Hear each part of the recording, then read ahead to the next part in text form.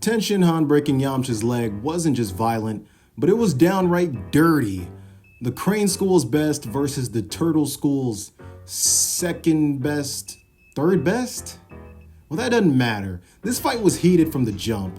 All the trash talking those two were doing, but only one man was walking from this fight. Literally. Because Tenshinhan, who had already had this fight won, decides, I'm gonna give this sumbitch something to remember me by. And that's when he snaps Yamcha's leg.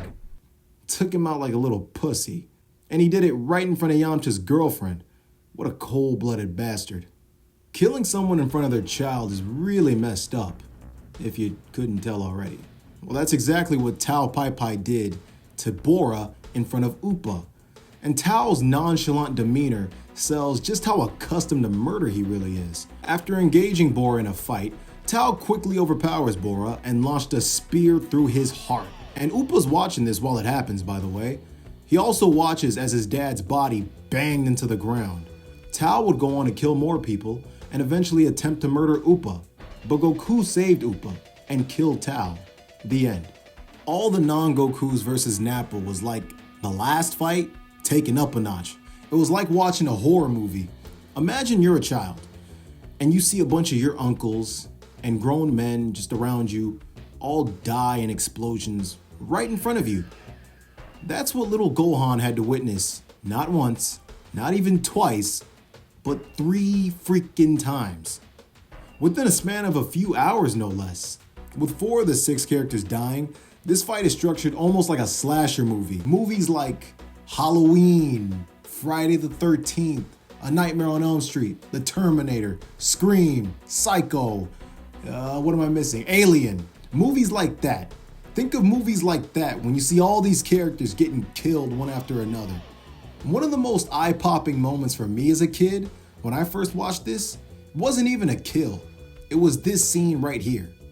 Nappa breaking Tenshinhan's arm was always disgusting, and I love it. Goku vs. Piccolo was one of the last fights in the series where humans could relate to the pain being inflicted by the attacks. It may be difficult for people to imagine just how painful a ki blast would feel in real life, but it's real easy to grasp that a hole in your freaking chest would hurt like hell. It hurts even more when you see Piccolo attacking the hole in Goku's chest with elbows, with kicks, all that other crap. And you see Goku screaming in pain. It's funny because I saw this scene in both Japanese and English, and the screaming in the Japanese and even the English dub do a great job of selling just how much pain Goku's being put through. It's nasty.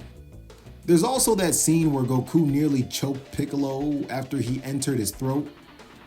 We'll pause on that one. And there's also the scene where Piccolo ripped off his own arm. And it was done with red blood, because up to that point they were still using red for Namekian blood, but by this point they still didn't know he was a Namekian. Piccolo and Goku versus Raditz. Now this fight was nuts. You got disembowelment, child abuse, brother abuse. Raditz was willing to off his own nephew, and some people still wonder why they don't want to wish him back. Like, how stupid could you be? Piccolo had his arm seared right off in this fight too. Like, that was nasty. And he bled red blood. Again with red blood, because they still hadn't used purple for Namekians. That's coming up a bit later. But the cherry on top of this bloody cake is Piccolo drilling giant holes through Raditz and through Goku. Again. Oh yeah, the main character died? That's pretty shocking. Shocking enough to earn a spot in my last video, the 10 most shocking Dragon Ball moments. Dodoria slaughtering Namekians, hands down, has got to be the most violent piece of anything to come out of Dragon Ball. This was disgusting. If Piccolo and Raditz was the cherry on top, then this fight, if you could even call it that, takes the whole cake.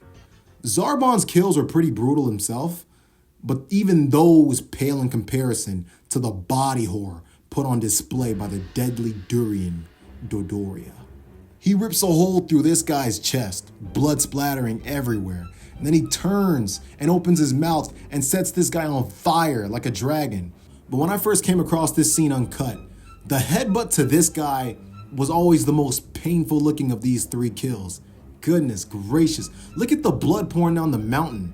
And he's so vicious. Look at how sadistic Dodoria is. And then after seeing 3 guys die in front of him, Mori just hands over the Dragon Ball, and it's almost like he said, fuck that, just take the ball and leave. But after he hands Frieza his ball, he's still uncooperative.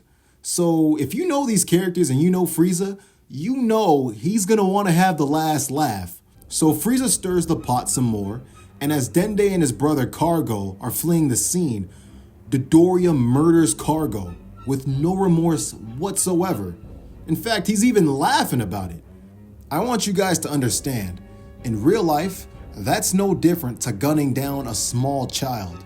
In the manga, it was Frieza who killed Cargo, while in the anime, Dodoria claimed this kill, which I personally like better because it shows the audience that if Frieza's left and right-hand men are capable of evil to this degree, you can only imagine just how fucked up Frieza really is. And as the horror just continues to ramp up, arguably the most brutal of Dodoria's kills is his very last. Dodoria screws around with Mori for a bit, but once he gets his hands on him, he viciously, and I mean viciously, snaps Mori's neck. And he did this in front of Dende. And if I haven't mentioned it before, while he's killing all these Namekians, Frieza and the rest of these sadistic pricks are enjoying every last second of it. If you want to see more of Dragon Ball, I got another video on the most shocking moments in all of Dragon Ball. Click the video in the upper left corner to check it out, and I'll catch y'all on the next one.